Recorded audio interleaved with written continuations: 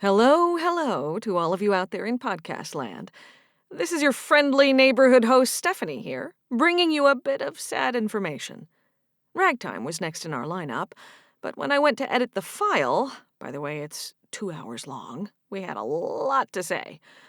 But anyway, when I went in to edit the file, sections of it had been corrupted by I don't know what, by a computer gremlin.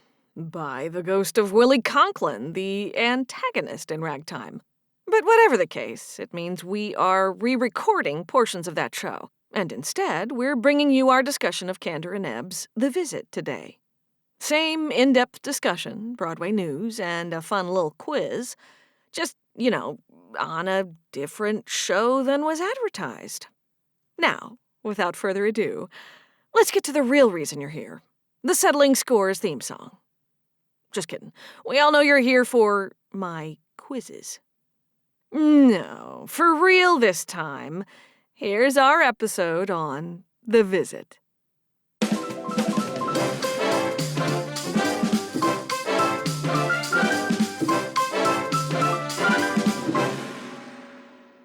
Hello, and welcome to the one and only Settling Scores, the musical theater podcast. We're your hosts, Stephanie Dillard. Hey, it's Lenny West. And Forrest Hutchinson. And we're so glad you've joined us today to hear us bicker and banter about all things Broadway. Today we'll be featuring the musical, The Visit. But first... Talk to me, baby, won't you talk to me?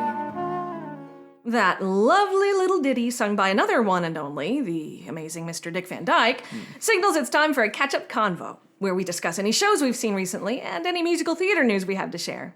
Lenny, what say you, sir? I got a couple of things. Seen a few shows recently at our Tennessee Performing Arts Center touring companies. If anybody understands the girl from the North Country, please reach out to me. Not me. Don't look over here. I left at gosh. intermission. I just couldn't handle it. I didn't know what was going on. You and many others. I saw that a couple of weeks ago, a month ago. I was so excited about it because I'd heard the Broadway cast recording, and I thought it was gorgeous. Well, I love Dylan. I love Bob Dylan music. Of course. And then I saw the show, and I was just unsure, let's say. So please reach out if we have any information about what the heck was going on in that show. Yeah. And I recently saw Tina, the musical, Tina Turner musical.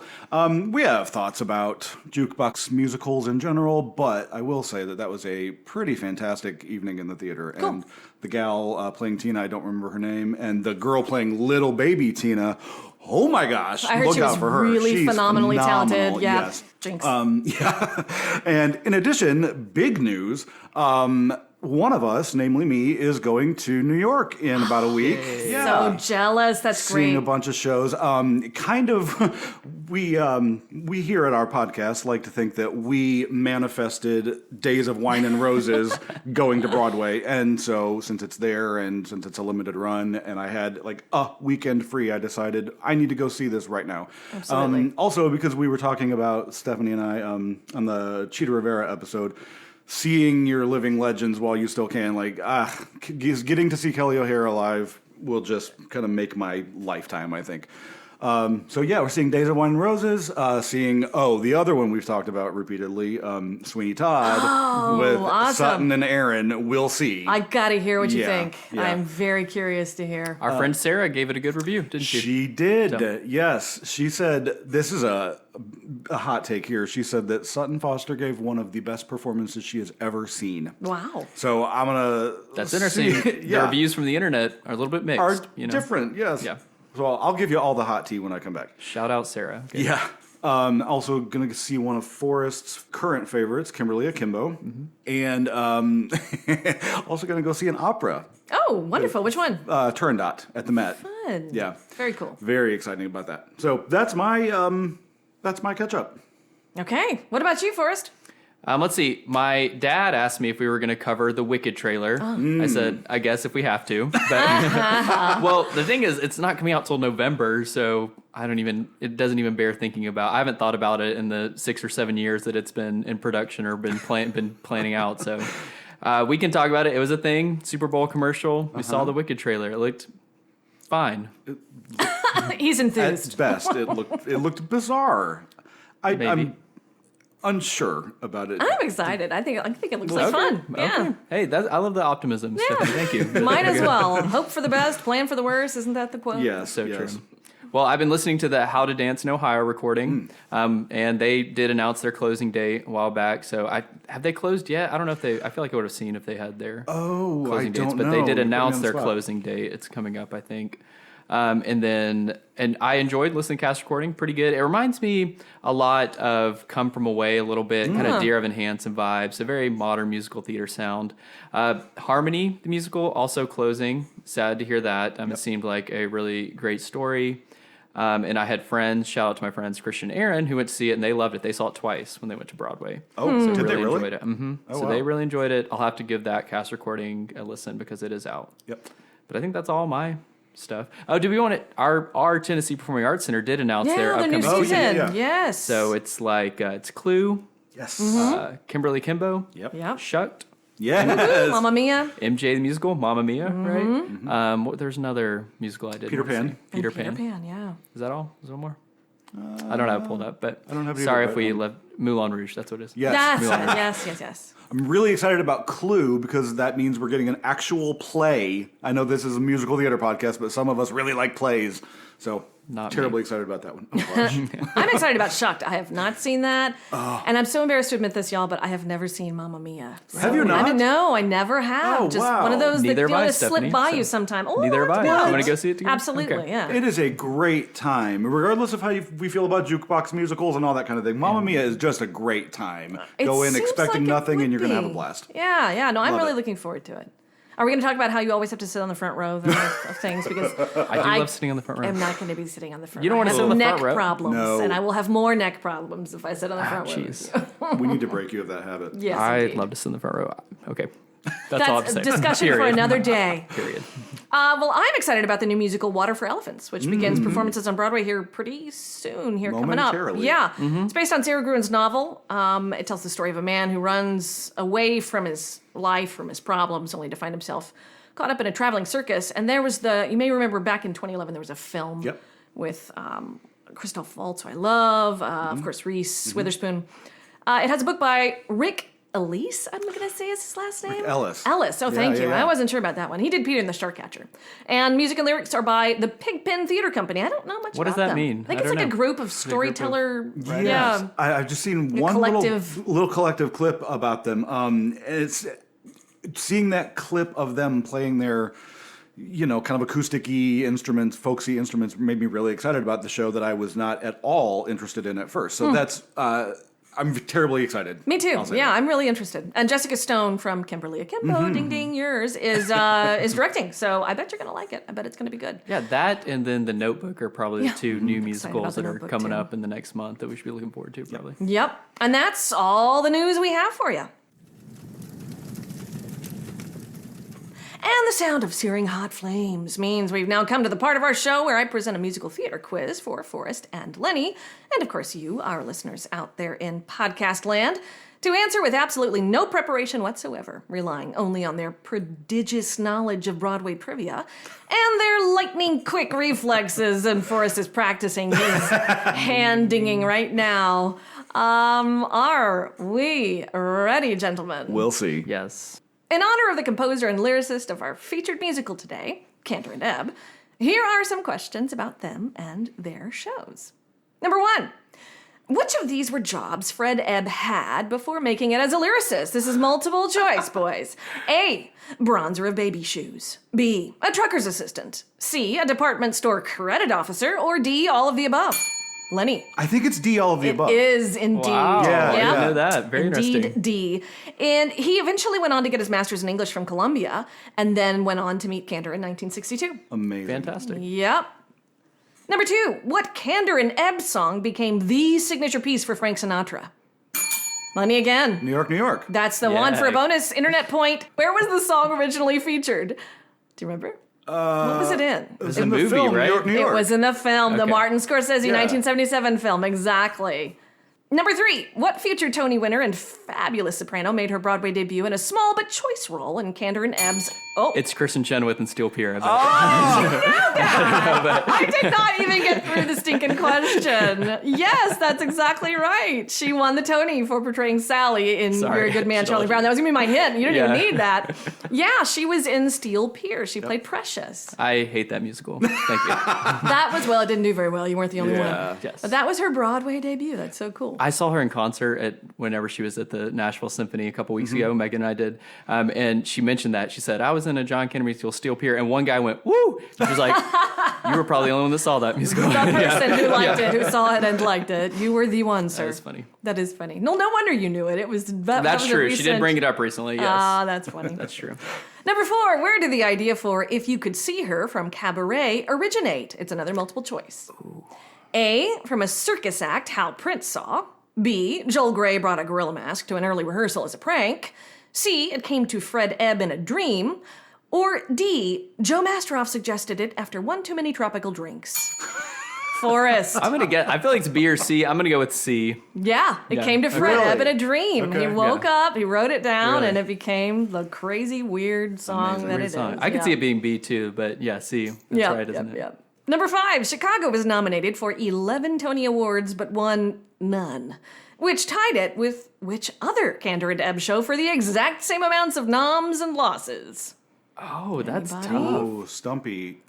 Take a guess, Lenny. It's not Steel Pier, is it? It is Steel Pier. Yes, very good, very good. You're exactly right. Oh, that's so funny. Another Good Kander one. and Ebb musical, The Scottsboro Boys, was nominated for 12 Tony Awards, but it won exactly 0. So Oh my gosh, it that's bested crazy, Steel in isn't it? Chicago by 1 in Wow. the loser category. It's very That's sad, something, isn't it? doesn't I mean, It is it's sad. terrible. Interesting. Number 6, who helped Kander revise the book and complete the lyrics for the 1950s murder mystery spoof Curtains after... Oh, Lenny. Rupert Holmes. Very good. That was going to be a whole multiple choice thing, dude. Oh, please go Did on. it? Wait, who are Y'all the- are on tonight. Who were the multiple choice? Was Peter Stone it's- one? Because that's what I was thinking. But It was after Fred Ebb's death in 2004, just to Right. complete the thing. So Yeah. A was going to be Terrence McNally, an obvious, yeah, I that thought would've I been was it. going to get somebody with that. B, Douglas Wright. C, Thomas Meehan. Or D, Rupert Holmes, good who options, but yeah. wrote the Pina Colada Do you song. like I know. pina coladas? Of course you knew that. When I saw that tip, I Yes, was like, oh my come gosh, on. that's so didn't crazy. he write Edwin Drood by did, himself? yeah. Yeah, that's part of my little blurb here. It was D. Rupert Holmes, whose previous Broadway title was also a musical mystery, The Mystery of Edwin Drood. And what I think is fascinating about Curtains, and you guys, I'm sure you guys know this, but the title, first of all, is really great. Curtains, a backstage murder mystery musical comedy. That's the official long title. I'd love to see the shirt for that. But what's interesting is that the project lost its book writer, Peter Stone. He died in 2003. Fred passed in that's what 2004. Then the show's orchestrator, Michael Gibson, died in 2005. gosh. Still, while the project was still underway. What is it about? Well, the show is about a series of deaths during the production of a Broadway musical. But sad, but Peter Stone was going to be my guess too, so I don't know, but he was dead. So crazy. Number 7. What's the name of the Kander and Ebb review that features 30 of their songs? Len. The world goes round. And the world goes round. That's right. We're not on Jeopardy. I guess I'll let it fly. Oh, this why, time. thanks. Yeah. Last one. I love this question. And the Broadway bonus question. Spell the last name of Cheetah Rivera's character in The Visit. can I cheat and look? I don't know. This is deafening. Lenny. gosh. Z-A. We'll just say it first. Just say- Zachanassian. Yes? Zachanassian. Oh my God, you There's did no it. H You in there. did it. No, That there's was no it. H That's in there. No, There's look, absolutely it's an right H. here. It is. There is.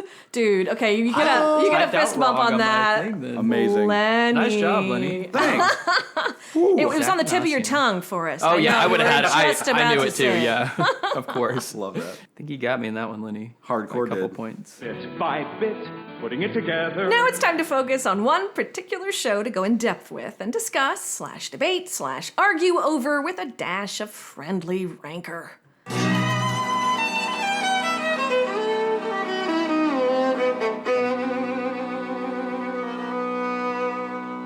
And now that I'm among you, I notice that you're staring.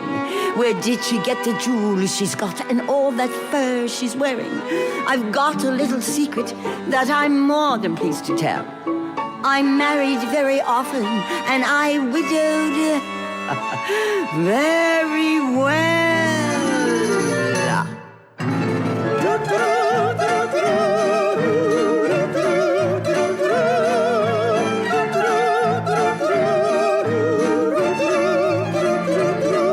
Zachanassian. Today we're going behind the scenes with the musical The Visit. No, not the band's visit, just The Visit.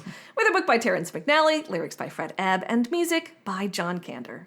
Forrest is going to start us off with a synopsis, and then we'll move into some background info from Lenny. So without further ado, Forrest, to quote Mary Magdalene in JC Superstar, what's it all about? Okay, thank you. That was an amazing introduction. Let's see. So the musical, it takes place in a once bustling town called Brocken, but it's fallen on hard economic times. The whole town has. The citizens are desperate. And when they hear that an older woman named Claire Zachanassian is returning to her hometown of Brocken after she's made her fortune off her husbands who have passed away, who tragically passed away, the town is hopeful that Claire might provide some financial support to them. Unfortunately, Claire is more interested in getting revenge on her former lover from when she was a teenager, who jilted her after she became pregnant with his child. So his name is Anton Schell. He still lives in the town. He's married. He has 2 kids. They're both like 80 years old. So, but when she arrives with her butler and also 2 eunuchs in tow. She offers the town a deal. Anton Schell, she's going to give each citizen like $2 million, and then the whole town like $10 billion. Yeah. Like ridiculous amount of money, just for one small little deed. The deed is that they have to kill Anton Schell, her former lover. The rest of the show is basically the town's moral dilemma. Do they kill this man to get rich, to get the money? But being the creepy show that it is, after some debate, they kill Anton and they get the money, right? So there's a mayor of the town who's featured, a schoolmaster who sympathizes with Anton. And has a beautiful solo. Right, we love him. I'm sure Lynn will talk about him. But he ultimately follows suit with the town's decision, even though he is, sympathetic to his cause. We get to know Anton's family throughout the show. But also intertwined in the show are young Claire and young Anton, kind of telling the love story as they go along so that we can picture that. They appear on stage to act out the past events and serve as kind of visions of the older couple's youth. Beautiful ballet. Yeah. Gorgeous. And just to kind of summarize, I was listening to one of the producers talk about the show, and he said it's about the richest woman in the world, and she's got a score to settle. And I thought, we're all about settling scores here. So perfect. I just heard that quote and I was like, I got to include that. You got to use that. That would be my summary of the show. All right. Thank you so much. Mr. West, what do you have to say? What I have to say is that The Visit is an adaptation of a play from 1958 by, and I'm going to totally butcher this name here, it's a Swiss playwright, Friedrich Dürrenmatt, perhaps? Sounds good. Yeah, we'll go with that. It was originally developed in the late 90s, early 2000s as a vehicle for Angela Lansbury. Mm-hmm. It was scheduled for a Broadway opening in March of 2001. However, in 2000, Lansbury had to withdraw from the production due to the illness and then subsequent death of her husband. Yeah. Yep. So... Flash forward a little bit, Chita Rivera was then signed as Lansbury's replacement. P.S., side note, I heard an interview with Fred Ebb or read something about it. He said there were 3 women who could have played this part at that time. Angela Lansbury, Chita Rivera, Judi Dench. So wow, interesting. That's pretty high praise for all those. And that company, that's ridiculous. But anyway, Chita was signed as Lansbury's replacement. And a production went into rehearsal, for like a regional production directed by Frank Galati, who I think we talked about last time when we discussed Ragtime. Yeah, he was the director of that. Mm-hmm. And choreographed by Anne Ranking. It was staged, and also John McMartin was Anton Schell in that production at the Goodman Theater in Chicago for a 6-week run, opening on October 1st, 2001. Yeah. Well... it received generally good notices, but a Broadway move was not in the cards due to the dark subject matter happening in the wake of the September 11th No one was attacks. flying to see it Right. from New They couldn't York. get anybody to come see it for investments and all that. And they're like, well, done now, I guess. So, flash forward a couple years, 2003, the Public Theater announced that it was going to do an off-Broadway run with Chita Rivera again and Frank Langella. But that was canceled again when they also couldn't get financing. So, and right about that time as well, 2004 is when Fred Ebb died. So, okay, we're going to cancel the show again. Well, just kidding. It's an unkillable show, I guess. 2008, the Signature Theater in Virginia produced a production of it. In 2008, the Signature Theater in Virginia produced The Visit Again, officially opening on May 27th, 2008, and ran for about a month. Direction again by Frank Galati, choreographed again by Ann Ranking. Chita Rivera still hanging on with it, and this time her co-star was George Hearn. Yeah. And then that one just sort of vanished as well. The show it kind of shouldn't have made it, but it did. 2014 is when things really picked up at the Williamstown Theater Festival in Massachusetts. We had a production that ran from July to August 17th, about less than a month, a little bit. Cast featured, again, Chita Rivera, this time with Roger Rees as Anton. Also in the cast was Jason Daniely and settling scores apparent fave, Judy Kuhn. We talk about her every show. We sure do. Along with David Garrison and Michelle Ventimiglia, I think, among others. And direction by, this time, John Doyle, who we've also talked about. He directed the 2005 revival of Sweeney Todd. He did a 2016 revival of The Color Purple. Really inventive director. He kind of bent this show and shaped it to what it is today. And that production moved to Broadway. It began previews on March 26, 2015, and finally, officially, after 15 years, opened on Broadway at the Lyceum Theater on April 23rd, 2015. And does anybody know why April 23rd is a significant date? No. Shakespeare's birthday. Hey, Yes. look at that. Again, the cast was Chita Rivera, Roger Rees in his final stage performance. Other cast members, again, David Garrison, Jason Daniely, and Michelle Ventimiglia from the Williamstown Festival version, along with new cast members, Mary Beth Peel, who also gets mentioned around here a lot, and I think kind of a newcomer named John Riddle, who we will absolutely talk about later. This production was nominated for 5 Tony Awards, winning 0, kind of like the Steel Pier and Scottsboro Boys and the rest of those. Yeah. The nominations were for Best Musical, Best Book of a Musical, Best Score, Best Lighting Design, and Best Lead Actress. In this reviewer's opinion, it should have at least won 2. The production closed on June 14th, 2015. Roughly a month into the run, Roger Rees seemingly suddenly departed the production with little to no explanation.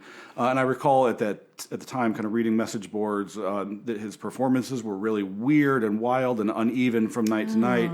And turns out that during the pre-Broadway run at the Williamstown Festival, he had been diagnosed with an aggressive, fatal brain cancer. Oh, my gosh. Yeah, and he wanted to stay with the production as long as possible. And did I read this in Chita's book or some interview? It was like, we have to do whatever we have to do to get Roger to Broadway to opening night, and then we'll figure it out.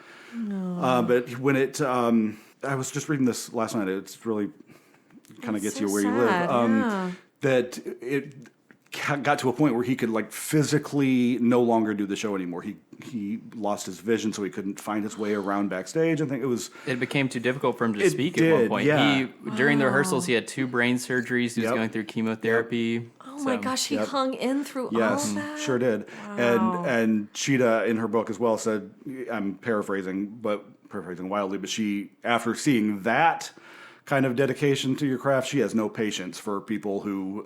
I have a hangnail, so I'm calling out today. Right. Get it together.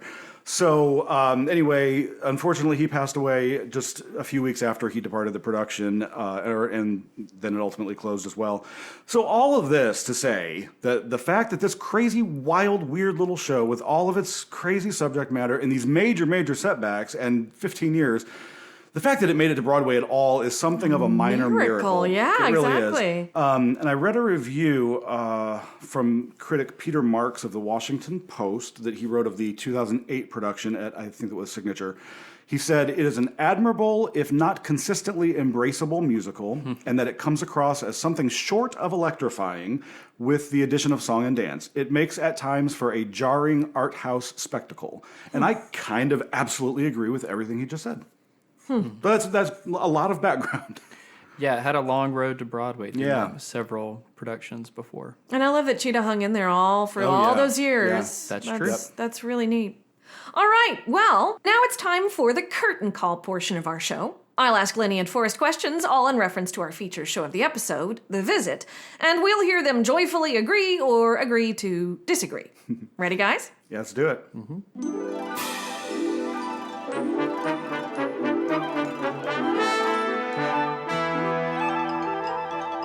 First off, how did you all first encounter this show and get to know it? And Forrest, you want to go first? Sure. This is a first for the podcast. I didn't know the show before Lenny brought it to the table Yeah. for us to do it. No. Well, I knew of it. I was aware that it existed. We mentioned it in an earlier show, Right. but yeah. And it was on my radar because I was obviously following, theater at least since 2013 or 14. So in 2015, I knew that it had occurred.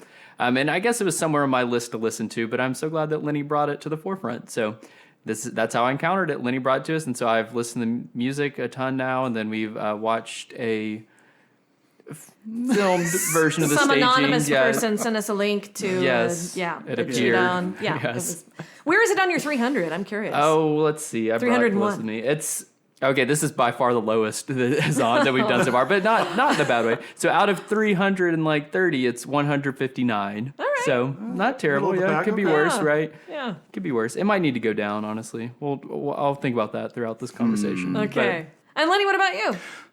So I remember hearing or seeing an interview with Angela Lansbury in like 1999. I think it was maybe on the Rosie O'Donnell show when that was still a thing, and she was announcing her next Broadway thing was The Visit, and I of course didn't know what it was, but the idea of Angela Lansbury, the legend, coming back to Broadway after being gone for however many years was exciting. And then it fell off my radar because it didn't go into production and all that, but you would hear snippets over the years, The Visit's coming back, The Visit's coming back. And when it finally did, I think it was the Williamstown Festival, I saw production photos and was fascinated because, as Forrest alluded to in the synopsis, it's a kind of a down on their luck, broken down town. So the set is very gray and brown and broken down. Is what I kept thinking, and the lighting was great. They should have gotten the Tony for lighting. It was beautiful. Yeah, so the production photos were gorgeous, and that drew me in. Like I was riveted to whatever was going on. Didn't know anything about the story or hadn't heard any of the music yet, but just the production photos grabbed me. And so I did whatever I could to hear the music. And when the cast recording came out, I just devoured it over and over and over and over. And, saw that video that may be circulating a little bit. And I just sort of, the story itself fascinated me as well. The kind of moral dilemma, how far can you go sort of thing. Just really intrigued me, so I kind of dug into all the different translations of the play and saw the 1964 film with Ingrid Bergman and Anthony Quinn, which is a little bit of a rarity, I think, but if you can find it, I highly recommend it. And there's another musical that came out right about the same time as this one did, or another version of this musical. It was a German language production, a different score, different everything. Really? That looks fascinating as well. There's not much out there that I could find at the time, but also just looked incredible in its own weird, wild little way. So just everything, The Visit, I kind of devoured and became a little bit obsessed with. So that's sort of how I became familiar with the material. Okay, cool. Well, how about ranking the musical from 1 to 10? I know you gave us your 300 ranking, but just from 1 to 10, Forrest, worst to best, for you personally, tell us what it is and why you chose that. I would probably give it a 5 out of 10. The score is hard to rank, I think, because it has one absolutely beautiful song that I love that we'll talk about later. That's the one. I went to sleep singing it and was singing it when I woke up. I love that song. Probably in the top 5 that Kander and Ebb wrote as far as beautiful songs. Yeah. There's one disturbingly upbeat song, that we can talk about. It's very interesting. And then the rest of the score is all very fine, but not worth noting, I would say. Yellow Shoes was just too long. Oh my word! didn't like I was it? begging for it to stop. Seriously? I like that song. Yellow. Oh, wow. It was killing me. They're at the front of the stage. They're trying to be a locomotive. I get it, but it just went on and on and on. Interesting. Even Chris from the next room was like, "Is that song ever gonna end?" I was like, "I'm sorry, baby. Let me fast forward." Oh, that's so sad. But I do have questions about the choreography for that song when we talk about it. But I think that is a great song. But like I said, little else worth noting. The book starts out strong, starts out with a strong premise, right? And it does have some highlights throughout, but it definitely kind of dips near where an act, like a beginning of Act 2 would probably be if it was a 2-act show. It's a 1-act show. I don't know if we said that. Because I think the conceit of the show is quite simple, right? And because of the dark tone, I think it's almost inevitable what's going to happen, right? So we're kind of headed towards that inevitability, and we're getting some lulls that we'll talk about later on. I also despise all of these characters. Anton never seemed sorry. Yeah. Anton never seemed sorry. Did he ever express any regret? I don't think he did. Right. I kept waiting for some emotional complexity or nuance from him, and there was nothing. I think there are a few lines in there, but yeah, it is very glossed Just over. resigned. Well, I'll say we start out liking Anton, right? But then you realize what he's done. You're like, oh, well, this guy's the worst, you know? Exactly. And then, his family is insufferable, like his wife and kids. I'm He like, deserves her, frankly. gosh. And then I don't like any of the characters, I'll be frank. I mean, all credit to Cheetah Rivera. She plays that character amazingly. Like a beast. It's She amazing. does. You can't take your eyes off of her. Nope. She's great with the one-liners. She's sardonic. So sharp, The yes. tone of her acting is perfect for the tone of this show. Yeah. I'd say. Even just that, you were talking about Angela Lansbury. I can't even imagine her playing this just because. Think of she her as like has- Mrs. Potts, like warm and friendly. And True, and she does kind of have Also, a comedic. Mrs. Lovett, though. Oh, that's true. That's true. She'll cut you. But I feel like everything she does kind of has a comedic flair to it. She has that old,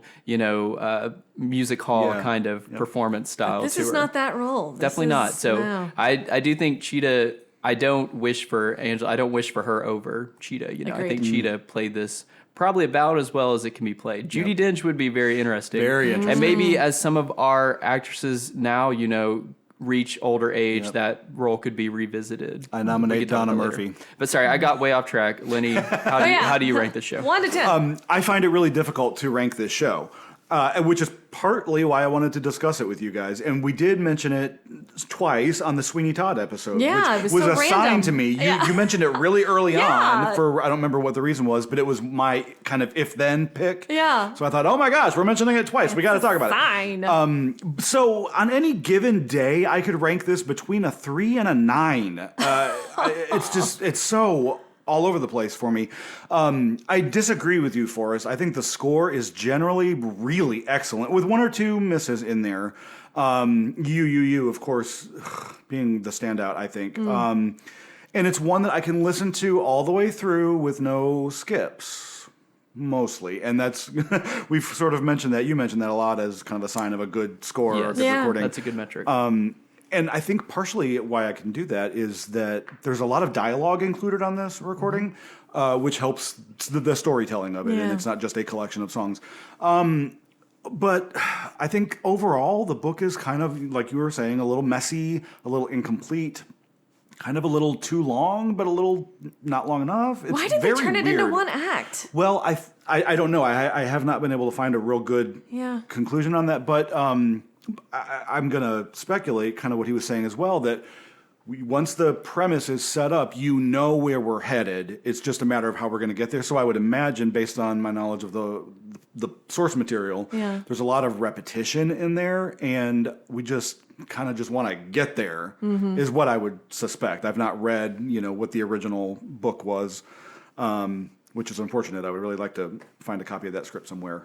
Maybe in chopping it down, they got rid of something that would have helped. Maybe so. I don't know. I don't know. It's difficult, and I mean we'll get to that later on and what we would change and all that. But but maybe a 6 ? For now. For today. For today, yeah. Ask me tomorrow. It's something different. All That's right. what I got. Cool. Favorite and least favorite moment for us? What do you think? Let's see. I think I just love the way that they use the 2 young lovers in the show. I did too. I think that's something that the show gets right? When you're looking at an older person, sometimes it can be hard to be like, oh, your mind thinks of them as they are now. It can be hard to see them. Oh, they were a young person. They, traveled the world. They had lovers, they were kissing people, they were dancing, things like that. They were living life. I think it's difficult to picture that for us, so it was good to have that representation there. So having them there, it's good for the audience to visualize everything, and it makes it much more poignant. So my favorite moment, I think, would be during Love and Love Alone. I don't love that song. I'll be honest. I don't love. Yeah, really? Yeah, get upset. Oh, but wow. It's okay. No, I'm just surprised. I don't love it. I don't love the singing part. I love the music, and I love when Cheetah Rivera dances with their younger self. I was just going to say the same thing. She interacts with her younger self, and they have a dance, and it's just so sweet and tender. I love it. It shows some tenderness from Claire. Yeah, and so I disagree with some of the direction of the show, which is what we're going to talk about, but having the young lovers there kind of looking on, having the coffin there being moved around a lot. Yeah. But I think it culminates in my favorite moment being in that part in Love and Love Alone, kind of the 11 o'clock number, but having her dance with her younger self. And she looks so sorry for her younger self. She knows what pain she's headed for. Yes. So much emotion between the two characters. So that would be my favorite moment. What about you, Lenny? So I have 7. Oh my gosh. 75. Really quick ones, really specific ones. Okay. Because, it's about the staging, it's about the book, it's about the score, it's about the lyrics, all of it. So from a staging perspective, I love Cheetah's entrance. Yeah. Claire's entrance. We've talked about she comes in from the haunting center stage of the back. Oh, we're in this white, gorgeous evening gown, decked with jewels. And everybody else is so drab looking on stage. It's great. It is a gorgeous visual moment. It tells you everything you need to know about the entire situation and who's coming. We're about to fight. Okay, we're about to fight. Already? You're gonna be mad. Oh my gosh. We're about to fight. Okay, so good. Okay. From a book perspective, a line perspective, Claire has this line. It says, "I'll wait." The setup for that line is she proposes to the town, "I'll give you all this money if you kill Anton." And they say, "No, we could never. How dare you?" And she pauses and says, "I'll wait." Oh, it's amazing. It sends shivers up your spine. So another, this is specific to the recording, I guess. The show is very, we've alluded to, very stylized, very heightened, very whatever. And that includes some of the line readings on the recording, specifically from what I think is the MVP, Mary Beth Peele as Anton's wife, Matilda. She's so arch and bitchy, and you hate her, but you love her because she's delicious. Just, I don't know, the way she goes through some of her dialogue. Can we listen to a few of her? Yeah, absolutely. A little collection of Mary Beth Peele here. Let's do it. I wonder if your wildcat knows her panther puts his teeth in a glass at night. Anything else, Doctor? Let me have some butter. I'm tired of margarine. Oh, and I'll take a bottle of brandy. I have some friends coming over. Including the shoes, that will be 53 marks and 4 pennies. Put it on my account. You don't have an account. Ottilie, you know your father won't let you have those. Everybody else is wearing them. Why shouldn't I? I need some Cuban cigars. And I'll take 6 yards of that good French silk. I'll take all your Russian vodka. How are you paying? Like everyone else. On credit. You too, Tild. Why shouldn't I look pretty, like everyone else? And your children, have you thought of them? Goodbye, Anton.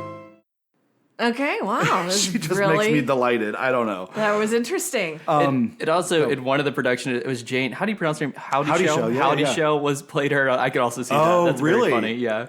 So played that role. That would be very funny to see that. But go ahead. Another one very specific to the recording. We've alluded to this one as well. The very beginning of the song "You." John Riddle playing young Anton, his voice. It's gorgeous. You remember? You know that meme or the little GIF where it's a black dog and he kind of cocks his head real hard and looks at you. When I first heard Lenny. that was me listening to John Riddle sing those opening songs. Such a pure tone. Don't Beautiful. know where he came from, how he got here. Where is he now? What is he doing? He has gone on to play. He originated the role of Hans in Frozen musical. I can totally hear that. Yeah. He played Raoul in the Phantom of the Opera for a while. For sure. After this, the way his voice hit my ear and the kind of emotional response you get from it reminded me of the first time I heard Gavin Creel, and just the way that it hit me. The voices are not really similar, but just that purity and that like old school quality of it, specifically with John Riddle, just reminded you of like John Rates and people like that from the way back that you don't hear anymore. Yeah. And I don't know if this is the right time, but at some point we need to hear him sing the opening of You. Yeah, let's do it right now. Why not? This is a good time. Here it is. Oh, Claire, if only we could be the way we were again. When we were young and unafraid. If only for an instant. You, everywhere you, in every dream I dream, there's a specter of you. It's been a long time since we ran barefoot through these woods. Years have gone by, it's true. Still my heart rushes to all my memories of you.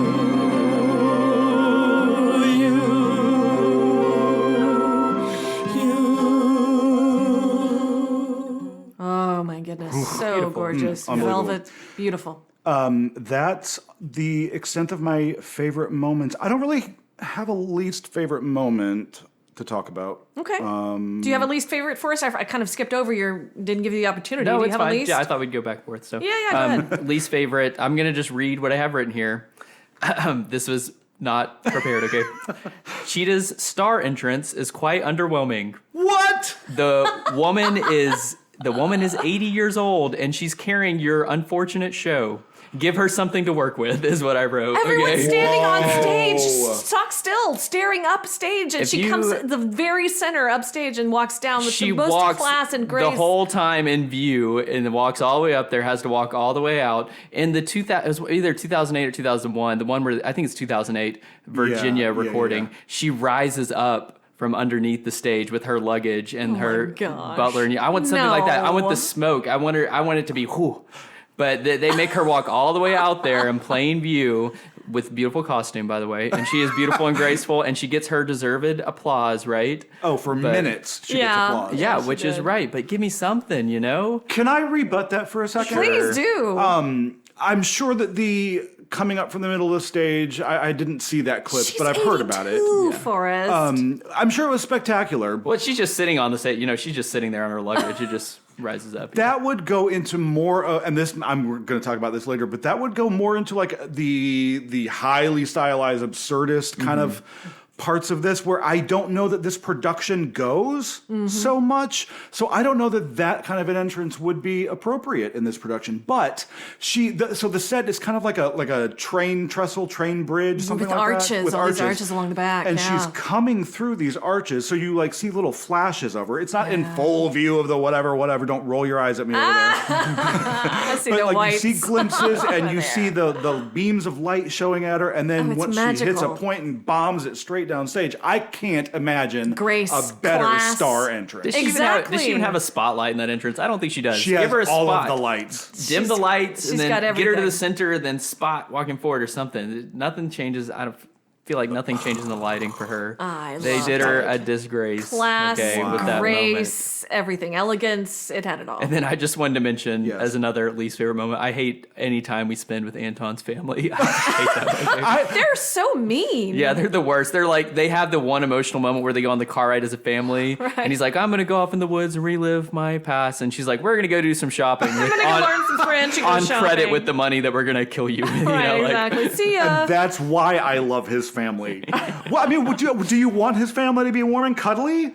I want them to be something. I want them to be someone maybe I want to spend some time with. I'm just like, can't wait for them to I think that's missing the point. These there's horrible no emotional people, nuance in this story. There's like everybody feels the same way the whole time. Nobody's sad or regretful. I mean, it's just like except maybe for the schoolmaster, right? Jason. Except who I also hate, by the way. You know, I know I hate his character too. He's sad at least. At least he shows some emotion. Y'all are stressing me out. I think I regret talking about this show with you. Yeah, because Continue. That was all my least favorite moments. Okay, no so least good. favorite for you, Lenny? Not really. I think, my least favorite is a song, and we will talk about it later. Okay. That's all. Right. All right. And done. No. Favorite character. What do you think, Lenny? Who's your favorite? And if you feel like it, throw in your favorite actor that you think could portray the role. Oh. Okay. Well, obviously Claire is probably my favorite. I mean, it's such a meaty role for an actress of a certain age, and that's the obvious choice. I might have said Anton, but I have problems with the way he's written, which I'll get to later as well. So I am going to say my favorite is the Schoolmaster Kuhn, played by Jason Danieli. I don't want to imagine anybody else playing that. He was stunning in every way. He also, the way I talked about Mary Beth Peil with her very stylized line readings, he's got a lot of that going on too. And which may sound kind of weird on the recording, by the way, all this stylization of the way we speak, but when you kind of know the flow of the show and how it's working, it all kind of makes sense. It's not naturalistic, and it's not supposed to be. Right. Yeah. Correct.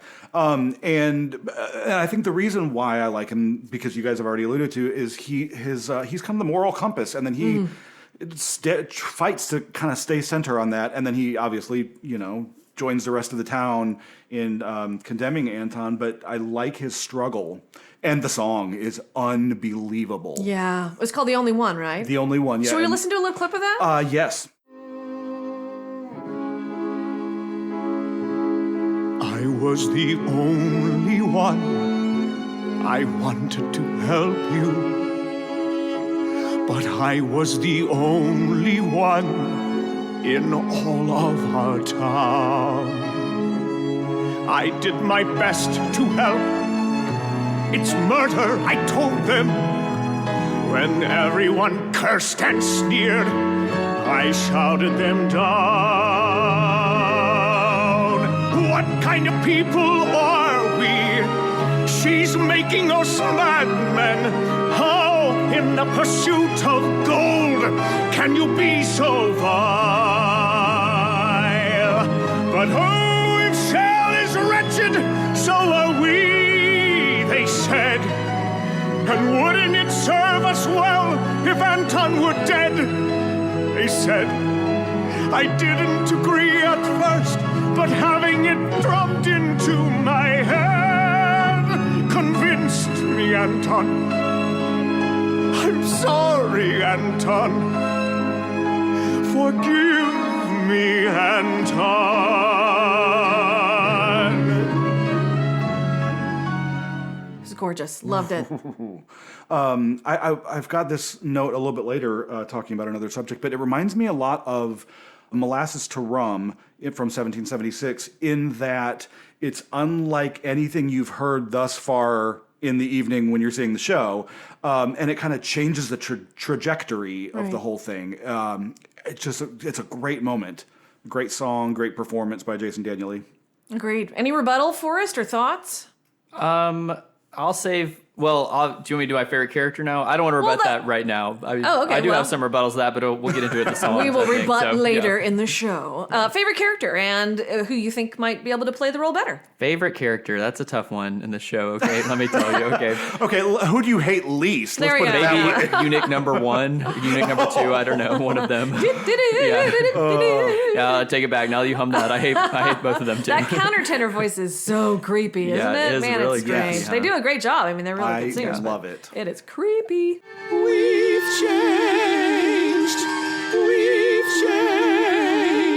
Do you recognize the defendant? We're blind. By his voice. By his voice, yes. By his voice. At the trial, I was the judge, Chief Justice Courtley. I am Madame Zachanassian's butler now. Mr. Jacob Chicken, Mr. Lewis Perch, was your testimony true? No, we swore falsely. And why did you swear falsely? Anton Schell bribed us. He bribed us. With what? With a bottle of schnapps. And now tell the people what happened to you. She tracked us down. And when she found you, What did she do? She made us what you see. I like Anton, but Roger Rees. I thought I was saying Roger Rees. His performance, I think, is good. High praise. I hate to but like because it's tragic because what we did talk about there is a lot of death surrounding this show too because now Cheetah. Roger Rees died shortly after. Fred Ebb was already passed away. Terrence McNally has passed away since then, which is sad. We still have John Kander with us, thankfully. But sorry, getting off topic here. Isn't he almost 100? He's 96, I think. He got that special Tony. He and Joel Grey got those special Tonys at the Tony Awards last year. That was cool. But yeah, a great artist. So wait, I got off track. Where were we? Favorite character? Yeah, there's not one, but maybe Claire because she's so creepy. And one thing that I think you don't get from the cast recording if you actually watch the show or see the show is her little one-liners, her sardonic one-liners. She has eaten up that book. She's eaten up the stage the whole time. I mentioned the young lovers. I enjoyed their characters. They would be fine. I was getting to on Roger Rees before I was talking about sadness and death. I think, and there's recordings of George Hearn playing. Yeah, I would love to hear that. I have not. I'll have to look for that. He has that beautiful bass voice. Yes, I do. And during UUU, it is clearly superior to Roger Rees. Though I like Roger Rees. Like I think where I was getting at when I was talking about it is he seems like he's on the verge. Like he has like a death-like quality to him even then, and probably because he was going through so much, but he has such a desperation to his acting. Which is amazing to see. And I don't know if George Hearn would have had that, but George Hearn does have a beautiful voice. Would love to see I wish there was a full recording of that production because she's 14 years younger. And I mean, probably very different. It probably sounded very different. Yeah. And there are different clips, but in her role, I mean, the age is just added to the gravitas and to the forlorn nature of her performance, I will say. I don't regret at all that it took those 14 extra years. I'm glad to have it. Let's just mention, too, how old was she? 82? 80? 81, 82. 81, 82 when she's on Broadway in 2015 doing 8 shows a week. 82 years old, people dancing. Amazing. Originating a role. That's ridiculous. We should all be so lucky. Yeah, I just want to throw that out there. So favorite character, I don't know. You got me. Well, what would you change about the show then, Forrest? What do you think you would change? I want to see the show not directed by John Doyle. Let's be honest, okay? Tell me more. Be specific. Well, here's my thought that I don't know if I fully unpacked yet, but let's do it now. What if we only let John Doyle do revivals and we don't let him do original musicals anymore? Okay. Where has he had his most success? And taking shows that were kind of thought of one way, maybe a little overblown perhaps, and stripping them down. We've seen him do that with Company. We saw him do that with Sweeney Todd. We saw him do it with The Color Purple. Yeah. Exactly. So great examples. I don't know other originals. What other originals he's directed? I should have done my research, but I don't know. I probably had it, but so just a thought. And maybe it's not true. Maybe it's just happenstance that we're discussing his failures and his successes in that way. But maybe he's not as good at staging original works that are largely unfamiliar to audiences. So maybe if we get someone who, like with a show like Company, who's a different director, and then once the audiences are familiar with it, then they take it on. I heard someone say that about Sweeney Todd. They were talking about the 2005 recording, and they were saying, I wouldn't recommend it to someone who first listen to Sweeney Todd to be their first way to experience it. But if they've listened to it and enjoyed it, then they'll probably enjoy the 2005 one stripped down. An interesting comparison. So let's talk about his direction, though. You'd think they are ideally matched, right? Because he does have a very stripped down, unsettling nature. I think his direction highlights a lot of the unsettling parts of the show, of the material in there. It's very Tim Burton-y. Right. Yeah, but I think you're right, and I love the yellow in the show. I'm not going to lie. The tennis yellow is crazy. Yellow's cool. my favorite color. I love it. Is it really? It is my favorite color. Yes, I like yellow. Maybe not that highlighter yellow, but I do love how the stage looks, and I love the cover art for the playbill, for the cast recording. But sometimes I think he takes away the allure of the show. Don't you think, by presenting it the way that he does? A lot of times the actors are facing the audience, right? When they're saying, so it's kind of like a recitative, kind of like a very like Brechtian, right? presentational. Rather than I wanted to avoid that word, I think, but I mean, maybe it is. Maybe that's the best way to describe it. there's nothing alluring about the show in general already. And so he's taking, I think you do have to add something to get audiences in. I said this about the show, and I'd say the only way you're going to love the show is if you want to love it, I think. And that's a tough thing, I think, when selling a Broadway show. Yeah. What do you think, Lenny? What do you think? That's an interesting way to and put what would that. you change as well? What? Well, I don't know. Maybe I disagree with what you're saying. I understand the concept, and I maybe agree with the concept, but in specific, I guess maybe I did fall in love with it because I wanted to, because I was so fascinated by the production design. But I don't. I'm gonna have to ponder on that. Well, ask me again next time. Sure. And I think what I would change about the show is similar to what you're saying as well, kind of. I said a minute ago I'd really be interested to see the script, or maybe see or hear something of a previous production to see what it is that's missing now, or what they cut out to make it a one-act version. But I would love to see them. Would love to have seen them, I guess, lean in more to that absurdist, highly stylized version of what they're doing.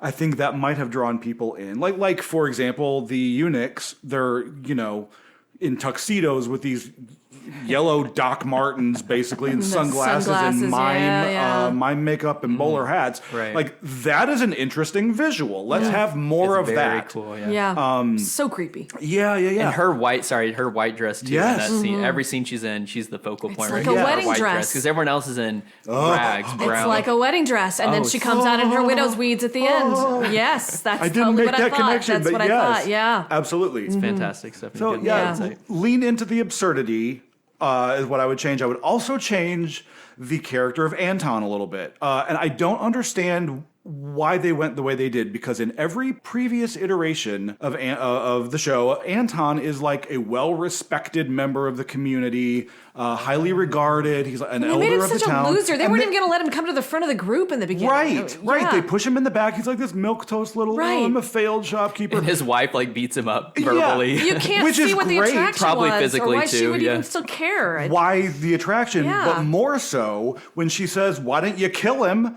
And they're like, "Yeah, why not?" Or they would be if he's such a disregarded character. Like, yeah, get rid of him. We don't need him. But if he is a well-respected elder in the community, there is much more moral complexity there. Yeah. So I would love to know why that occurred. And I may be getting ahead of myself in something else I might change. The song and / scene at the end, toward the end, in the forest again. It's Claire and Anton at the very end of the show. They come and they talk about their past and kind of come to terms with it, why we did what we did. They reveal that she had a child that died. That was Anton's child, of course. And she put all that behind her, locked it away, blah, blah, blah. And she reveals to him, why she is wanting the Brockians, citizens of the town, to kill him. And that is so that she can put him in this coffin that she has brought and take him to Capri on this mountainside where he will be buried, and then she will be buried next to him. And they'll be together forever. Yeah. Lovely find. It just seems like too much of a pat little ending for me. It does, and that is the way that it goes in all the plays and everything as well, or all the versions of the play. There was something about a panther. Didn't she come in with a panther? Yeah. The panther does the dirty work at some point? Well, yes, that's part of it. That was like it's a menacing. Their way to get around the moral. Well, it was their cute nicknames dilemma. for each other first, wasn't it? Yeah. She called him, or he called her Panther, and she called it Wildcat. Okay, yeah, she was Wildcat. He was Panther. Wildcat and Panther. That was like their nickname. But in the play, she comes in with the coffin and like her not her 7 husbands, but her current husband and like the next one, pet panther, and her pet panther who kind of stalks around. But I also read something that Cheetah. Her makeup, her look, her wig, she kind of looks like a panther. She does. In that, so like that kind of... That's fun. I thought that was interesting too. But they cut... See, that's the absurdist, weird, not naturalistic things that I wish they would add back in. Yeah. To make it more like, whoa, what's going on? Creepy. But all that to say... It just seemed a little too pat for her reasoning, and we're just supposed to accept it. Like when a lovely love song, it doesn't work. Yeah. Sorry to interrupt, Lenny. No, she says that line. She's like, "Oh, I'm going to put you in this coffin and take you to Capri." There's like a laugh from the audience, but we were talking about for this show, it's hard to know when to laugh. Like you want to laugh and you're like, oh, that's actually very twisted. Uncomfortable laughter. Yeah. Interesting. All right. Well, my goodness. What else do we have to talk about here? What do you guys think would make it difficult to produce for a community theater? What do you think, Forrest?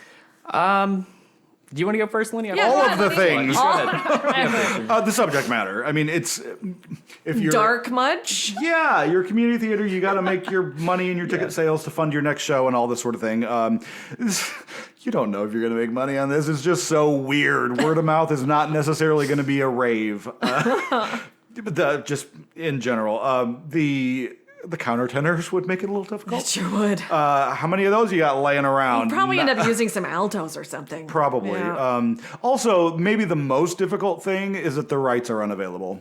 They're not out there. Yeah, that I could find. I looked everywhere because like I said, I'm obsessed with this show a little bit. I don't know that it's any good, but I love it. Why would that be? I don't know. There are several that they maybe are floppy. They don't do well, and they just never release them. Yeah. I was thinking we're going to talk about flops later, but I was wondering about some of these flops. I'm like, could someone actually do these? But I guess The Visit you cannot. So it's you can't. I mean, it would be easy to produce in a casting sense, in a set sense, costumes. I mean, that all is really simple. Yeah. But the countertenors, we got to have a couple of those. Subject matter is so dark and no rights. Rough. That's what I got. Yeah. What do you think, Forrest? What would make it hard to produce here in town at a community theater? Right. My thinking was along the same lines. This is not a warm and fuzzy musical. It's one that's going to leave the audience like questioning morality and like looking at each other with suspicion, like, would you kill me? It's going to lead to some awkward conversations on the drive home. Says, right. Yeah, that is the term, right? I think it'd be a good show for colleges to put on. Didn't Belmont University put this one on, or am I wrong? Or did they do something else? I saw we saw Dolly or something. I think they we saw they had a picture of it in the lobby. I said, look. I wonder if it was probably the play. Maybe. I bet. Maybe so.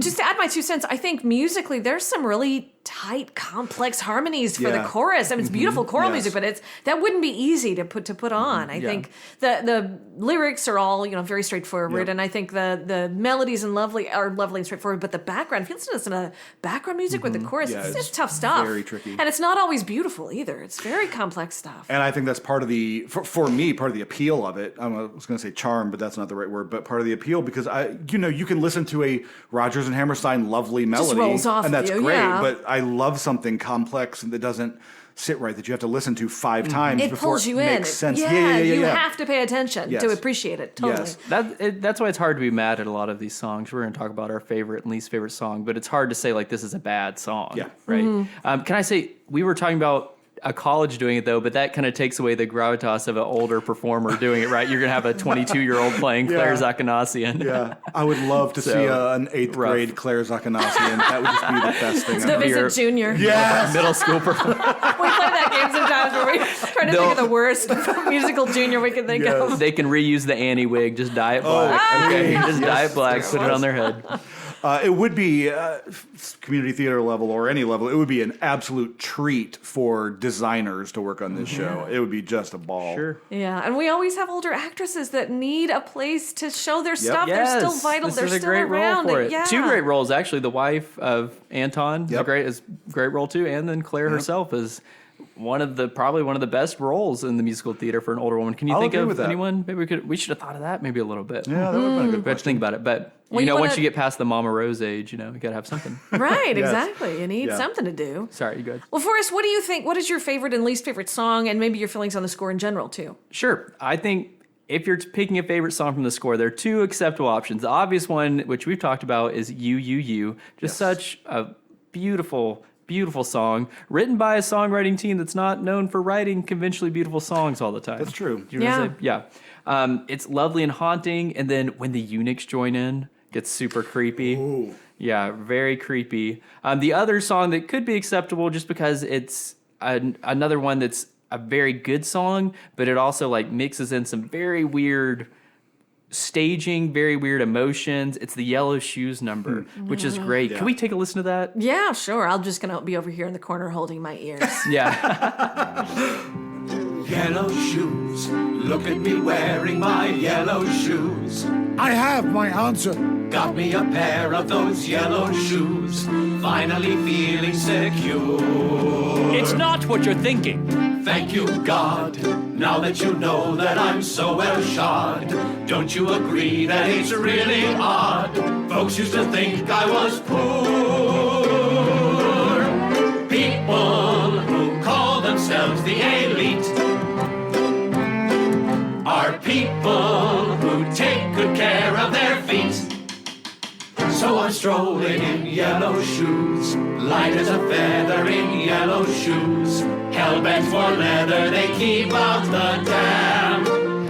Say I'm no tramp, I walk like a champ in yellow shoes. That was Yellow Shoes. Yeah. So you can hear it's an upbeat number, right? Sounds like it's a fun number, like it could be, an Act 1 finale type. But the sinister undertones when you know the story. Sinister is the right word. Right. I love that. And that's exactly what Kander and Ebb are known for, I think. You got to think of songs like Where You Are from Kiss of the Spider Woman. That's another one that Cheetah was in. And she's, dancing a wild tango. It's a wild dance number, but really, it's all in a guy's head and he's in prison. Yep. Or like the Scottsboro Boys, pretty much any song in that had sinister lyrics going on at the end. The title song from Cabaret, right? That's the classic example of just a fantastic song that's so upbeat, but the emotional turmoil going on underneath. So I think Yellow Shoes is just another addition to that canon. The other song I wanted to highlight was Look at Me, though it's built on reprises of all the earlier numbers. So Anton has a song called I Know Claire that I like. It's a little simple, but great song. And then it layers that with You, and then maybe one other, what other song am I missing? There's a couple of them in there. But it's just a beautiful reprise of those songs. I have it marked as a standout as well. Yep. All right. Well, what about you, Lenny? Generally speaking, I think that this is one of Kander and Ebb's strongest scores. I would put it very different in style, but I would put it right up there with Cabaret in Chicago. It's got everything, like Forrest has already said everything that I have noted here to say. It's everything we've come to expect from Kander and Ebb. It's sinister. I have cynical. It's moody. It's like the Kander vamps, that he's known for. Bump, bump, bump, bump, bump. Every song is a vamp. Some weird waltzes in there, too. Yes, it's crazy. The songs that are saying one thing and doing another, like he was talking about with Cabaret. I love that this is also, how do I say, like Chicago and Cabaret they have their like diegetic songs. They're songs that happen naturalistically within, or as performance songs within the show, and then they have their the book songs and the performance songs, I think is what I'm trying to say. And they have them in The Visit as well, even though there's no weird, overt performances.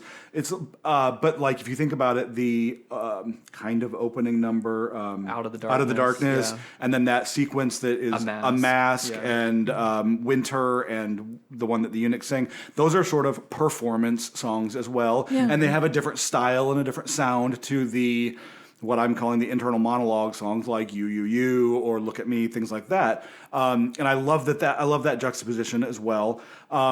You're asking me my favorite songs in the score, Forrest has already named them because they are the best songs in the score. My favorite is actually Look at Me for all of the reasons that he said.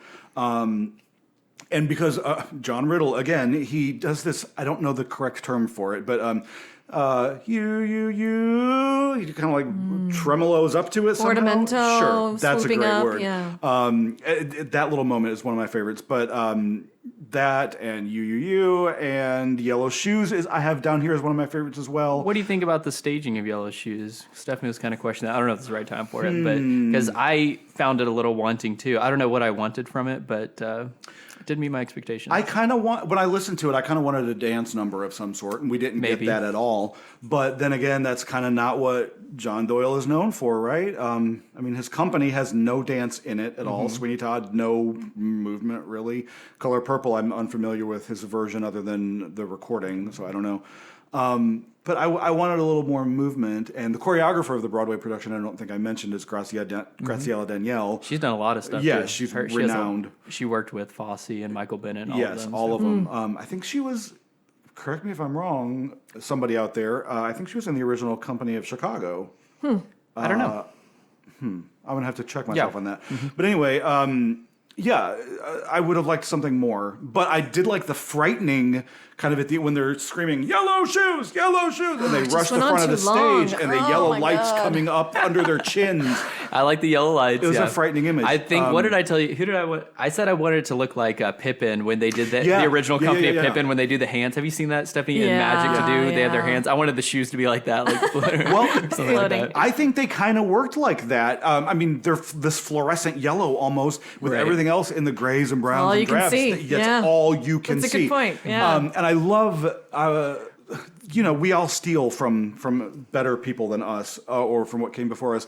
And I remember the musical dance piece, whatever, from 2000, Contact, that won Best Musical at the Tonys that year. Susan Stroman choreographed it, directed it. And they showed it on PBS, and there was an interview with her. All this to say, there's a sequence about this girl in a yellow dress. And she said the girl in the yellow dress kind of represents caution, like, stay away, watch out. And that is exactly what is happening with the design, I feel, of the yellow shoes and the yellow pieces in this as well. It's totally cautionary tale, this whole thing. And I love that.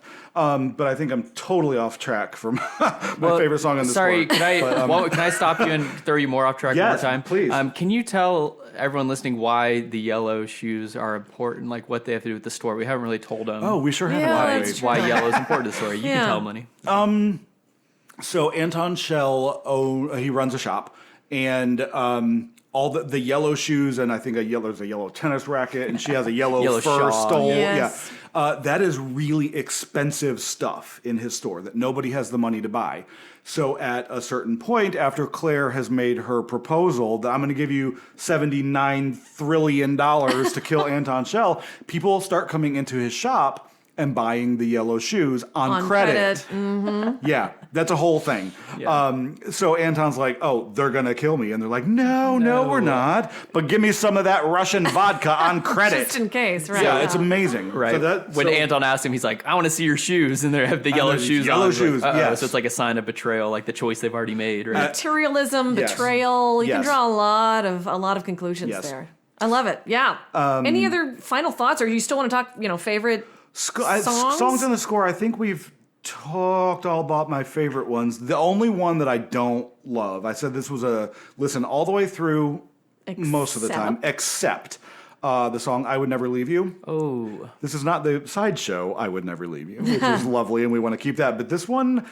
Is that where her servants are like Yes. kissing her feet? It was very awkward, and it gets kind of like Yes. freaky, like Yes. hyped up. It's very strange. They're begging almost. Yes. Weird. She's like, after this, I'll let you go. And they're like, no, we don't want you to let us go. In their Right. weird falsetto. And you should tell a little bit of the backstory about who are those guys? She Okay. tortured Oh, yes, we them. did. She plucked them from obscurity. yeah. Please, somebody chime in. You want me to go? Okay, Forrest, so yeah. go. Right, so when Claire, all her husbands have died, right? All 12 of them. All or 12 whatever. of them, but these three, the butler and the two eunuchs, are from her past with Anton, kind of. The butler is the judge, right, who presided over the trial when they were trying to decide was Anton guilty of impregnating her. And then leaving her. Right, and leaving her. And so his guilty conscience, or Claire has somehow, tricked him, trapped him into being or mentally And now he's her butler. gaslit him. I don't know what happened there, like a partial lobotomy maybe. And But the two The way he guys is plays it, even yeah. creepier. Tell about the two guys. And then the two eunuchs are two men that Anton bribed to say they also had relations with Claire, so that with it a could- bottle of schnapps. with a bottle Yes. of schnapps. They say, oh, they're so creepy. So that there was no way to know who her baby who the father was. They were Yes, trying to kind exactly. of Or like slut-shaming her. if I Yeah. can They say that. lied in court. And right. she was he was the only man that she had been with, but they were trying to throw confusion in by saying, "Oh no, she's a whore. She's been with all these different people." Exactly. And so she found them all those years later. And she made them what they are. Is what they say. Is the way they put it. Later on, they sing, "If we had the balls, dear," And blinded them. They walk around with and they're canes the whole blind. time. Yes, they're But blind. they don't want to Canes. leave her. Yes. Yeah, that's so strange. Pretty weird. We should also say, I don't think we mentioned this. When Claire was young and living in this town, they were like poor. Her family, they were like not part of the upper class society, so she was easy to shun and kick out of the town and shame her in all of the ways. So They treated her terribly all the way around. The entire town did. Yeah. So she ends up buying all the natural rights, all the oil, and they don't know it. And she keeps, hangs on to it for years. That's something else I was moving down to later as well. I'm jumping again. Sorry. Yeah. No. Thank you for reminding me. She, part of the town's economic depression is like all of the factories, all the economic whatever I'm trying to say has moved out. Right. Yeah. They were famous. Everybody is deserting. Yeah. This Famous used to be like And they don't know why. center of art and culture. Right? Yeah, cuckoo clocks.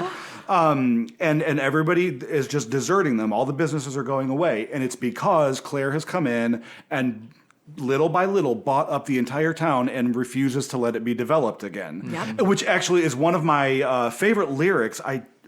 So good. It's in the song A Confession, where she is then telling everybody what I have done here. I'm buying up the whole town. She says, I own the foundry and Dittitoff Square, Bachman's, and that church over there. It's so minuscule and unimportant to her, she can't even begin to think of the name of it. Yeah. The minutia of it. Oh, that thing. I got that too. Because she just owns everything. And I just love that lyric. And her reading of it. It's fantastic. But let's go back to Love and Love Alone, if I can. I'm interested why you are not a fan of that song. Sure. I mean, it's not my least favorite song. I just think it's a little simple, like the rest of the score. I think it's a little forced. I don't know why she's singing it right then. Does that make sense?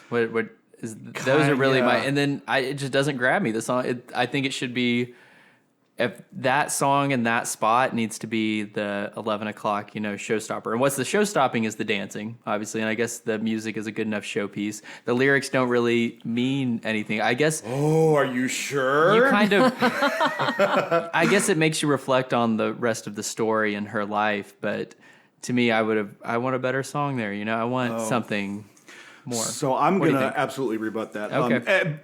And I will say that for 14 years or however long it's been 10 years since that show, I thought that Love and Love Alone was just a lovely song. And nothing is going to give you more happiness than love and love alone. And then looking at this for this podcast, I got to actually paying attention to those lyrics. Dark. That is some cynical stuff. Dark and twisty, yep. Can I take a minute and read these? Please, yes. This is like quintessential Kander and Ebb realness here.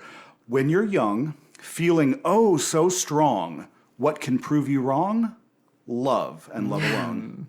When the sun seems forever bright, what can dim its light? Love and love alone. So beware, young love, lost in a kiss. There is a truth, young love, simple as this. Every fond hello ends in goodbye. What seems certain to live will die. So enjoy all the time there is. If you're his, be his. Make each day your own. For when tomorrows come and your heart is stone, what has made it numb? Love and love alone. Dang. Yeah. Yeah, when I actually really listened to those lyrics, I'm like... Insert knife and wow, turn. Yes. You know why you don't listen to lyrics, though? Because the melody's so boring. I think the music is absolutely lovely, which made me never listen to the lyrics. That's why. No, I think it's the opposite. I think it's so boring. Is that verse 2? I don't think that's the entire song. That's the whole thing, yeah. And it doesn't need any more than that. It tells you everything that Claire thinks in that song, everything maybe Kander and Ebb thought in that song. I don't know. I agree. Those are good lyrics, and I didn't pay attention to them, so I'll back off a little, but... No, you don't have to. I just thought it just hit me in a very different way now than it has before. Thinking of, Kander and Ebb and their canon and how their songs are always doing more than one thing. Sure. There are layers, and it's very cynical when you dig. It's incredibly cynical. Yeah. All right, any final thoughts from you guys? Let me do my least favorite song, so I don't know if I said it or not. I think I already said this, but half the score is just, it's good, but it's not something you put on and listen to usually. It's not something you shuffle through, right? But we haven't talked about the song I Walk Away. That's an early one. That's Claire's first solo where she talks about... That reminded me so much of To Keep My Love Alive. I literally have on my notes. Yes, that's exactly what that's so... I promise we did not plan that. That's true, we did not. Exactly, it's definitely derivative of that, for sure. Totally. Which, it's interesting. They have a good twist on it, and I don't think it's a derivative in a bad way. I think it's, as a building on, as a very interesting for this character. Lenny You weren't familiar I with was that song, totally right? Okay. unfamiliar with that song. Yeah, Oh, so I've sent it done to that for him. auditions. It's a great Have you really? comic number. Yeah, Yeah. it's so fantastic. funny, isn't it? Yeah. And I think it's superior to I Walk Away. I don't know. Lenny seemed to think. I agree I with don't you. know. It's a lot more clever. Maybe it's because I heard it first. I think it's more depends on when you succinct say as that. well. That's true. I mean, it's really a list song, isn't it? That's an It excuse is. for a list It's song. a comic list to keep song, my love yeah. alive as used as a comedy song. But I just wanted to point that out. It's not my least favorite song. Well, I'm going to point out also, since we're go talking ahead. about that song Sure. that you made me listen to recently, go on the YouTubes and find a clip of Elaine Stritch singing it. Oh, I should. The best ever. I should. That's a good idea. It's very funny. Okay, she's, go for it. Continue. She's perfect, because it's already 7-8 verses, and she's going to take 5 minutes with every one. So There is no better interpreter of lyrics than Stritch. it's true.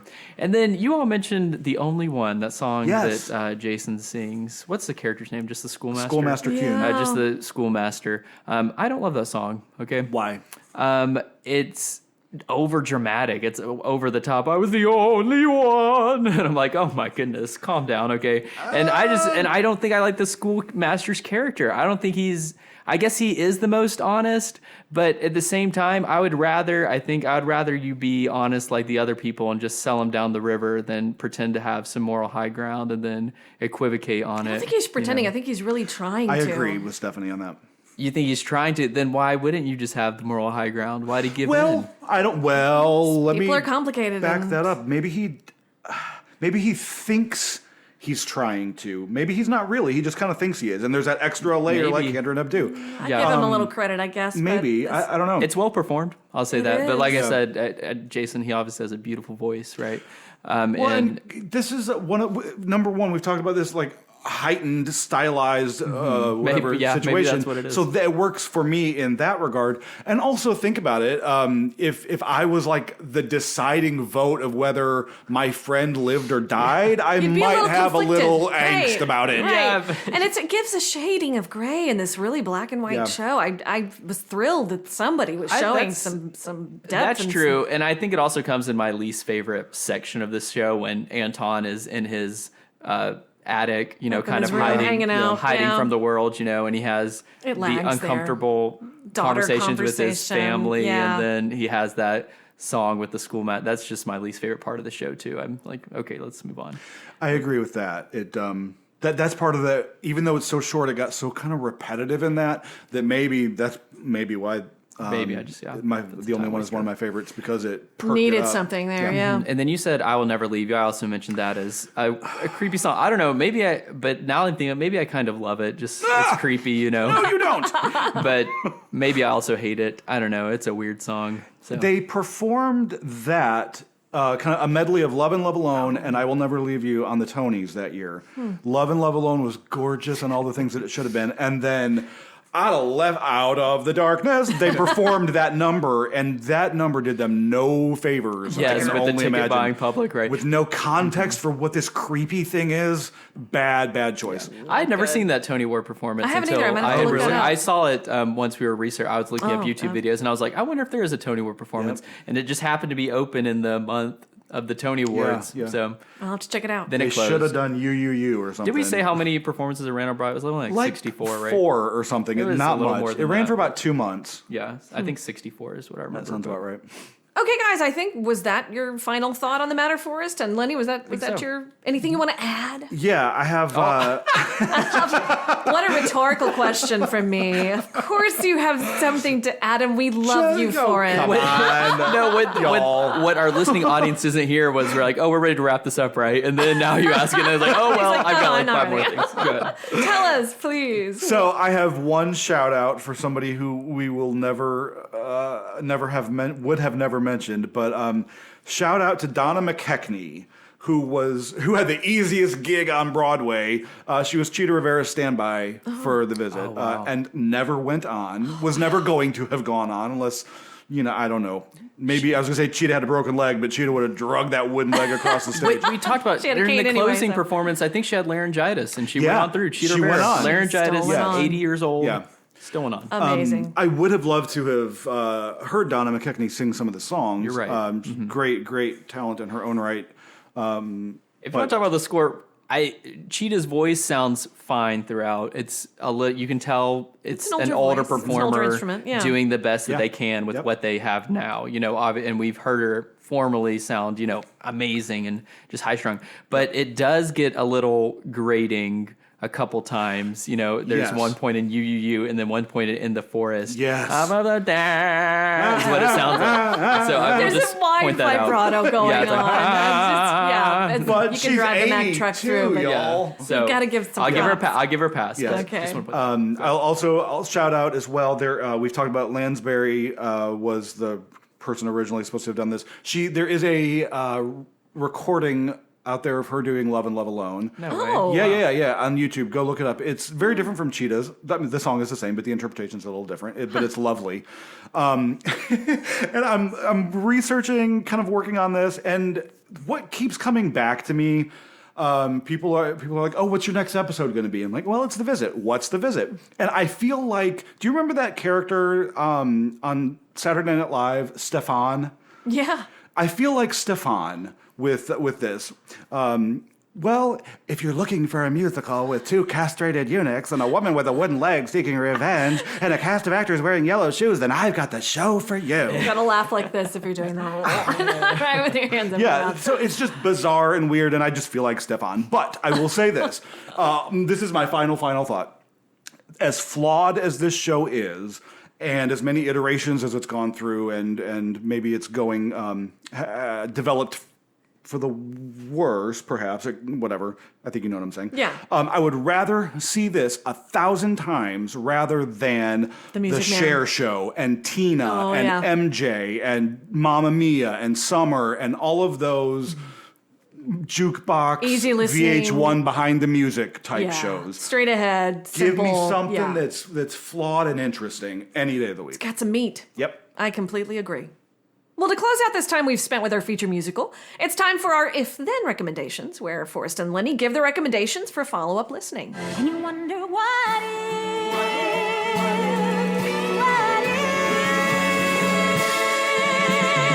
All right, Forrest, what do you think? I think if you enjoy The Visit, you really can't go wrong with any of the Kander and Ebb musicals. I think most all of them have that similar tone of, showbiz niceties on the outside and the sinister undertones. But Cabaret, Chicago, the Scottsboro Boys is very much in line with the tone of this show. It's like a minstrel show, kind of, but all the time, it's the performers who have been locked away for this crime. But the one I wanted to highlight was Kiss of the Spider Woman, which I did mention earlier for that song. But it's a great one featuring Cheetah Rivera in her prime. And, well, her prime lasted for about forever, 50 years. Yeah. She's 6 years old. You have to go watch the video of her doing Where You Are at the Tony Awards. She's in a white tux. She's in a white tuxedo, and she is doing all kinds of moves that I can even hope to do now at my age, Y'all, crazy. Cheetah's got BDE in that number. I'm telling you what. I don't know it. Oh, wait, no, I do know what that is. I do know. Never mind.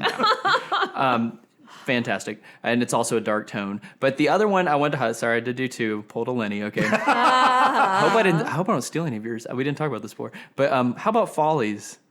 Is that where? Oh, Lenny's laughing. That might have been his. Okay, well, we could both talk about it. His face is turning red. Is it yours?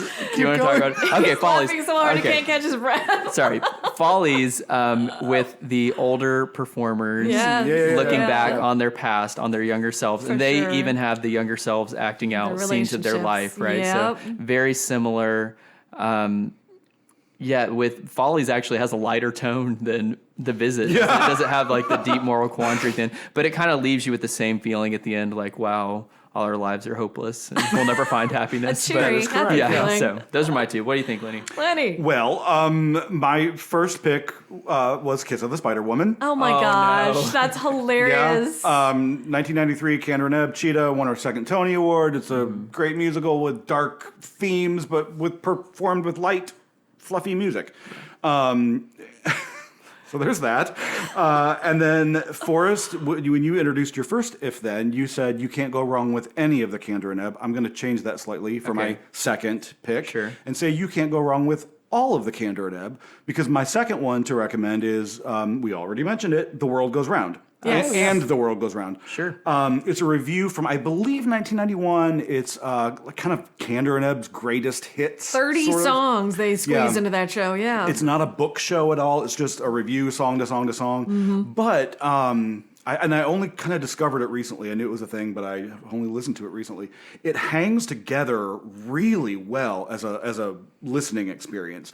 There is no story, but you can kind of feel a story under there. Somebody can see how it would be staged. Yeah. And so I highly recommend And the World Goes Round. That's interesting because I tend to avoid reviews like that just because the reason I like theater is for the story and because the songs relate to a character. So there's a lot of Sondheim shows like that. We did Song by Sondheim. Yeah, Song by Sondheim, Marry Me a Little. Is that Oh, there are tons of them. Yeah, that's another one. But I tend to avoid those, so maybe that's one. I'm looking at the song list. It's got some good songs. Yeah, and it there are songs from Kander and Ebb shows that you probably will never see revived that are absolutely worth hearing. That I'm looking should at be in the can. Like The Happy Time. The Happy I love Time. The Happy Time. That's a great show. A Quiet Thing from Flora the Red Menace. You're never going to see that show. Woman of the Year. Right. It's got all of the good songs, and it kind of reminded me. I sort of overlook Kander and Ebb, I guess, in a way, because it's, okay, Chicago and Cabaret, and we've seen those 12,000 times each. But when you hear like all of their stuff, all of their greatest hits, kind of in one, hour and a half listening experience, you're like, damn, these guys were special. Yeah, and you can hear some lesser-known gems. Absolutely, Yes. 100%. I forgot to, I don't know when I was going to mention this, maybe during score. I think Kander and Ebb are the worst of the best composers of the Broadway Golden Age. The worst of the best. Okay. That sounds like another episode there. We need to talk that. about it. Okay. They did. I don't. Well, you have both given me some delightful musical homework. So thank you for those recommendations. Awesome.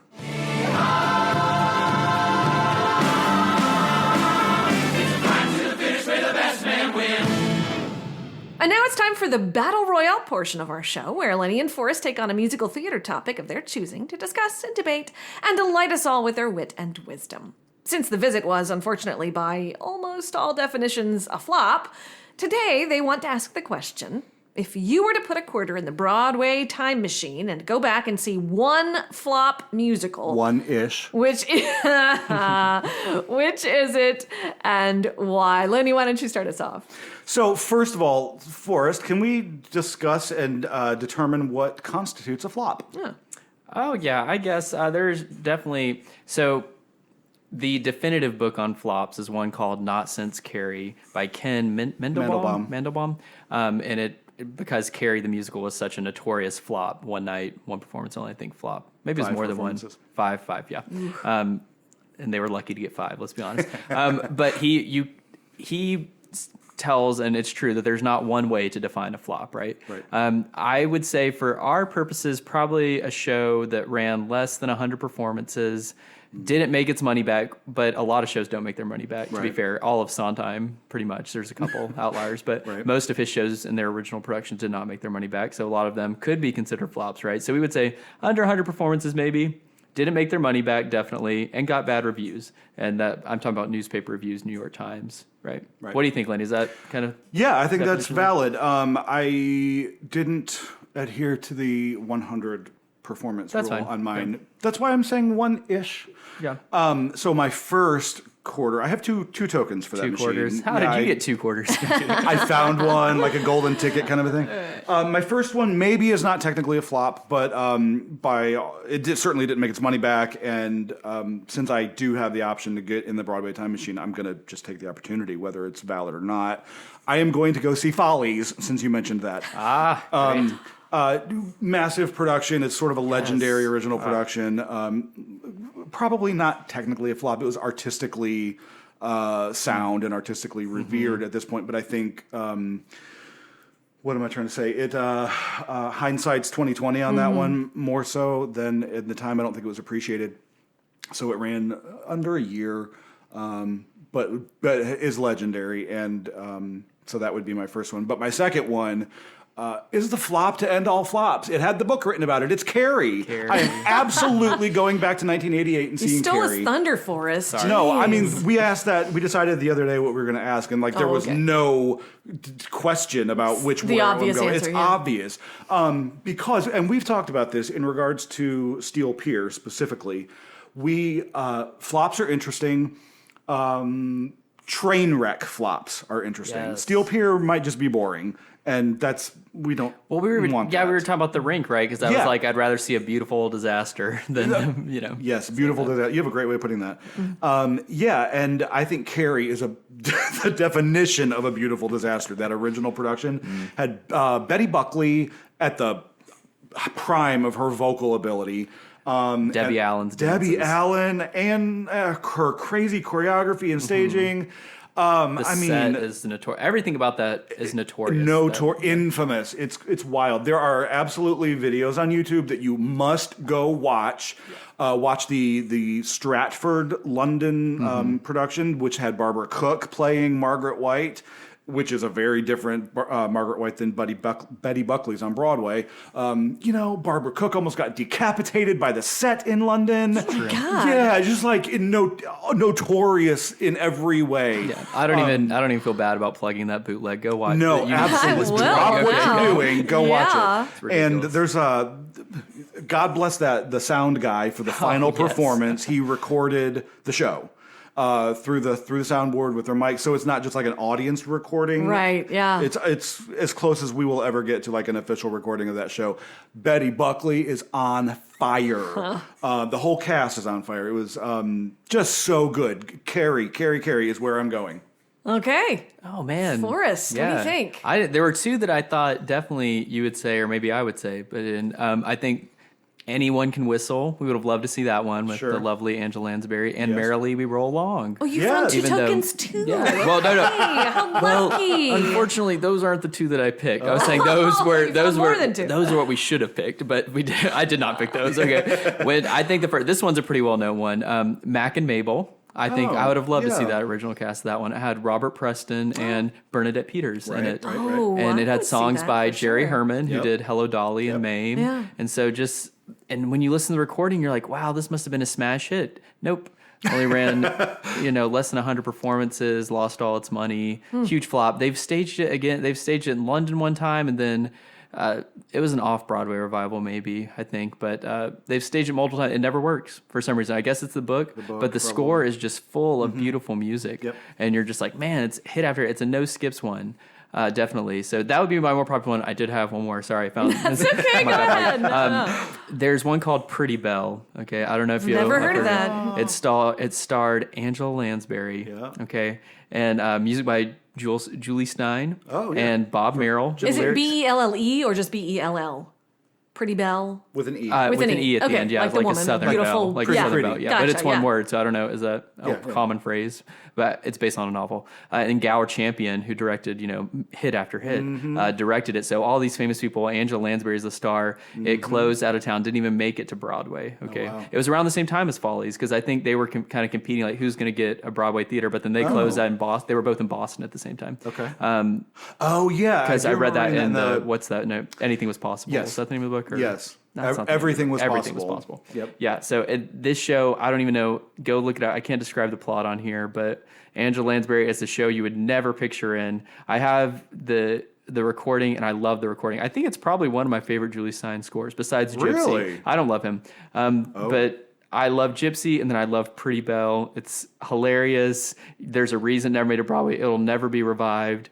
Probably all the creators, anyone involved wants to forget that it existed, but they can't because there's a recording. So I'm unfamiliar with it, other than it happened and that Lansbury was in it. So take a listen. I'm going back in time to see it. So awesome! I'll see you there. Goodbye. And now, sadly, our time with you, dear listener, has drawn to a close. Be sure to tune into our next episode where we'll be reviewing The Music Man. Or as Lenny calls it, The Music Man, with book, music, and lyrics by Meredith Wilson. Ooh, deliver me. Yeah. Thank you so much for listening to this episode of Settling Scores, the musical theater podcast. If you enjoyed it, please like, rate, review, and most importantly, tell your friends about it. And we were so delighted to find out recently about our fan base in the UK. So a special shout out to them before we close. Huzzah! And if you'd like to share your thoughts on Lenny and Forrest's strongly held, fiercely dependent opinions and about musical theater, you can find us on Facebook at facebook.com/settling.scores.podcast or at Instagram at simply Settling Scores Podcast. Yeah. Who knows? We might just quote you on an upcoming show. Sure. Absolutely. We'd love to hear from you. Give it a listen. If you disagree with us, please let us know. Let us know. Take him down a peg for me, guys. So true. Yeah, we're on our high horse. Until next time, this is Stephanie. And Lenny. And Forrest. Saying farewell. See you later. Farewell.